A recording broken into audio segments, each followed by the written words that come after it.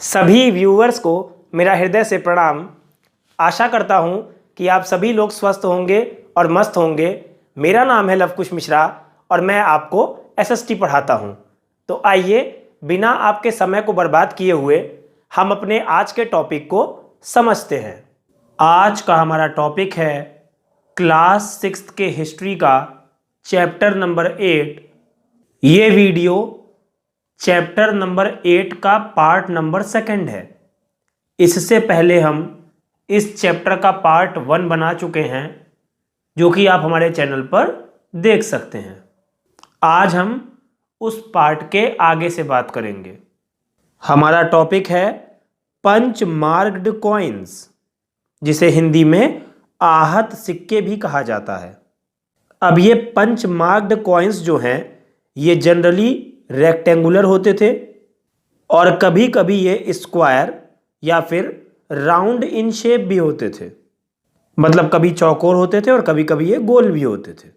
अब ये या तो मेटल शीट्स को काटकर या फ्लैटेंड मेटल ग्लोब्यूल्स यानी कि धातु के चपटे गोलिकाओं से बनाए जाते थे।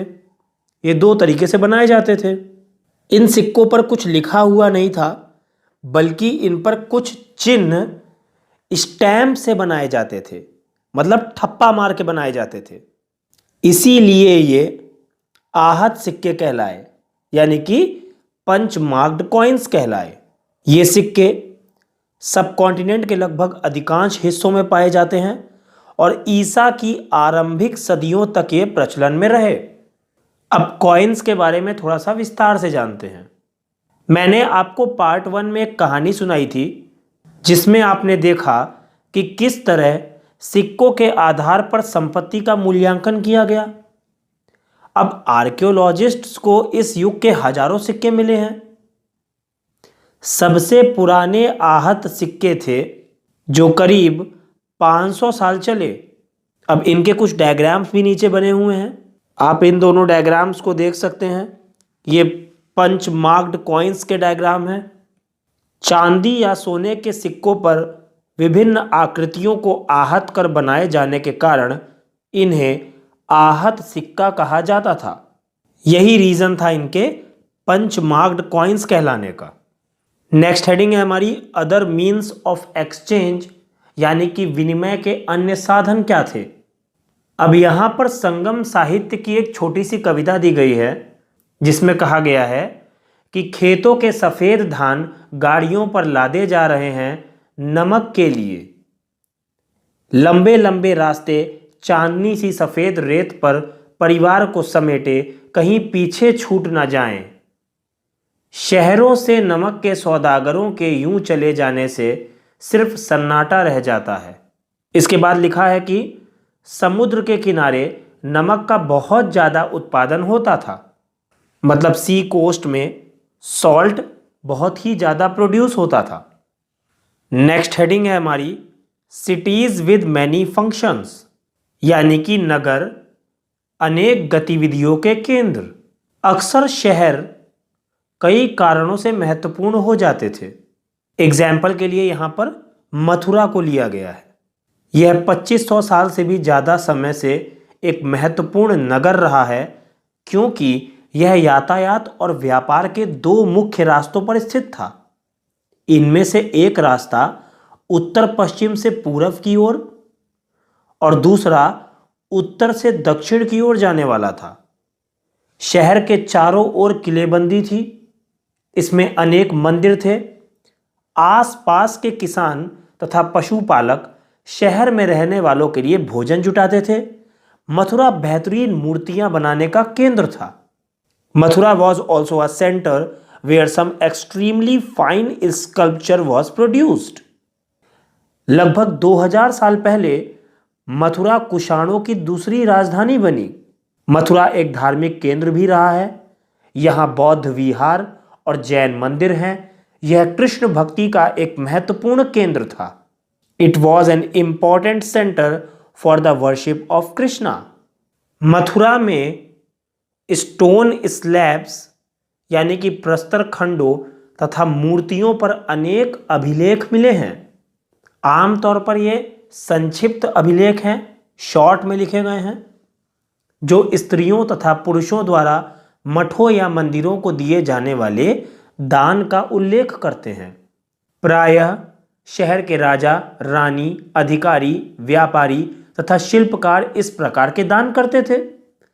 उदाहरण के लिए मथुरा के अभिलेख में गोल्ड स्मिथ यानी कि सुनारों, ब्लैक स्मिथ्स यानी कि लोहारों, वीवर्स यानी कि बुनकरों, टोकरी बुनने वालों, माला बनाने वालों और इत्र बनाने वालों के उल्लेख मिलते हैं। इस तरह के इंस्टेंसेस मिलते हैं मथुरा के इंस्क्रिप्शंस में। नेक्स्ट हेडिंग है हमारी क्राफ्ट्स एंड क्राफ्ट्स पर्सन्स, यानी कि शिल्प तथा शिल्पकार। अब इनके बारे में देखते हैं क्या जानकारी है। पुरा स्थलों से शिल्पों के नमूने मिले हैं, कई सारे सैंपल्स मिले हैं हमें। इनमें मिट्टी के बहुत ही पतले और सुंदर बर्तन मिले हैं, जिन्हें northern black polished where NBPW यानी कि उत्तरी काले चमकीले पात्र कहा जाता है, क्योंकि ये ज़्यादातर उपमहाद्वीप के उत्तरी भाग में मिले हैं, इसीलिए इन्हें ऐसा कहा जाता है। अब यहाँ पर NBPW यानी कि उत्तरी काले चमकीले पात्र के बारे में थोड़ी सी इंफॉर्मेशन दी हुई है, उसको पढ़ लेते हैं। ये एक कठोर चाक निर्मित धातु की तरह दिखने वाले तथा चमकदार काली सतह वाले पात्र हैं।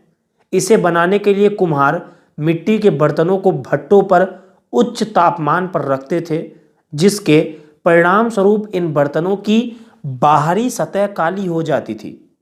इन पर एक पतली काली लेप भी लगाई जाती थी, जो इस बर्तन को शीशे जैसी चमक प्रदान करता था। ये कुछ बातें हो गई NBPW के बारे में। अब यहाँ पर ध्यान रहे कि अन्य दूसरे शिल्पों के अवशेष नहीं बचे होंगे, समय के साथ वो नष्ट हो गए होंगे। जैसे कि विभिन्न ग्रंथों से हमें पता चलता है कि कपड़ों का उत्पादन बहुत महत्वपूर्ण था। नॉर्थ में वाराणसी और साउथ में मदुरै इसके प्रसिद्ध केंद्र थे। यहाँ स्त्री पुरुष दोनों काम करते थे। अनेक क्राफ्ट्स पर्सन्स यानी कि शिल्पकार तथा मर्चेंट्स यानी कि व्यापारी अपने अपने संघ बनाने लगे थे। ये लोग अपने अपने एसोसिएशंस बनाने लगे थे, जिन्हें श्रेणी कहते थे। शिल्पकारों की श्रेणियों का काम प्रशिक्षण देना, ट्रेनिंग देना, कच्चा माल उपलब्ध कराना, रॉ मटेरियल उपलब्ध कराना तथा तैयार माल का वितरण करना था, यानी कि इनको डिस्ट्रीब्यूट करना था फिनिश्ड प्रोडक्ट को। ये इनकी श्रेणियों के कुछ फंक्शंस थे। जबकि व्यापारियों की श्रेणियां व्यापार का संचालन करती थी, ये लोग ऑर्गेनाइज करती थी ट्रेड को। श्रेणियां बैंकों के रूप में काम करती थी, जहां लोग पैसे जमा रखते थे। इस धन का निवेश लाभ के लिए किया जाता था। उससे मिले लाभ का कुछ हिस्सा जमा करने वाले को लौटा दिया जाता था या फिर मठ आदि धार्मिक संस्थानों को दिया जाता था।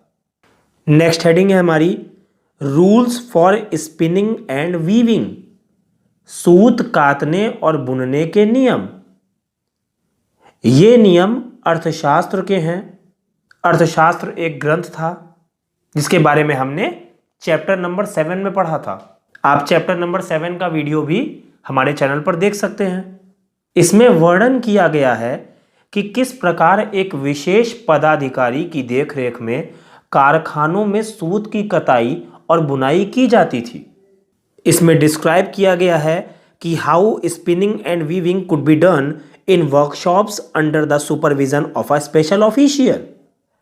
ऊन, पेड़ों की छाल, कपास, पटुआ तथा सन को तैयार करने के काम में विधवाओं, सक्षम असक्षम महिलाओं, भिक्षुणियों, वृद्धा वैश्याओं, राजा की अवकाश प्राप्त दासियों, सेविकाओं और अवकाश प्राप्त देवदासियों को लगाया जा सकता है।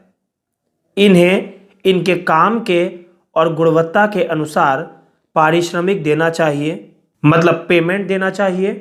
जिन महिलाओं को बाहर निकलने की अनुमति नहीं है, वे अपनी दासियों को भेजकर कच्चे माल को मंगवा सकती हैं और फिर तैयार माल उन्हें भिजवा सकती हैं।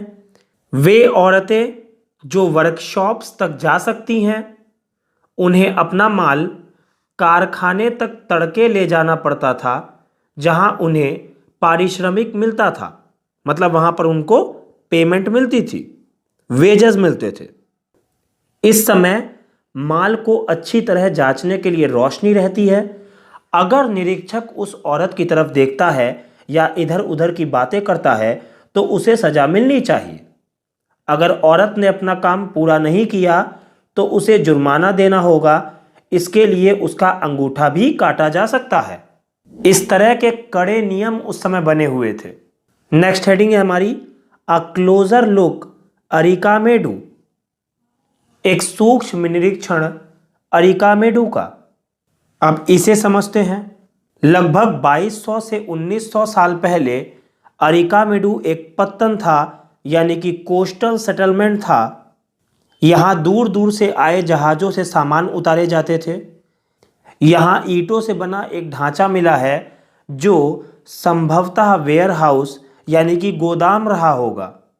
यहाँ मेडिटेरेनियन रीजन यानी कि भूमध्य सागरीय क्षेत्र के एम्फोरा जैसे पात्र मिले हैं। इनमें शराब या तेल जैसे तरल पदार्थ रखे जा सकते थे। इनमें दोनों तरफ से पकड़ने के लिए हत्थे लगे थे, हैंडल्स लगे हुए थे दोनों तरफ से पकड़ने के लिए।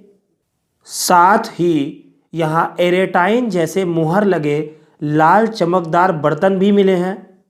इन्हें इटली के एक शहर के नाम पर एरेटाइन पात्र के नाम से जाना जाता है।